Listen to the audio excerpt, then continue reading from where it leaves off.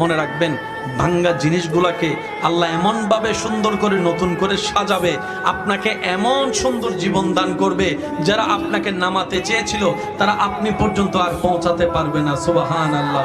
যারা আপনাকে টেনে ধরে নামাতে চেয়েছে তারা অনেক পিছনে পড়ে থাকবে, আপনি রবের রহমত নিয়ে অনেক দূরে এগিয়ে থাকবেন। মনে রাখবেন, শুধু একটু সয়ে যাবেন, একটু ধৈর্য ধরে থাকবেন, একটু সহ্য করে চুপ করে থাকবেন।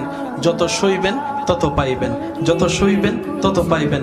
কোনো আফসোস নাই, কোনো আপত্তি নাই, কোনো হা হতাশ নাই। রবকে শুধু এতটুকু বলবেন যখনই মন খারাপ হবে, সিজদায় মাথাটা ঝুঁকিয়ে, ইয়া রব, আমি যা পেয়েছি কোনো কিছু পাওয়ার যোগ্যতা আমার কাছেই নেই, সব তুমি দয়া করে দান করেছো, সব তুমি দয়া করে দান করেছো।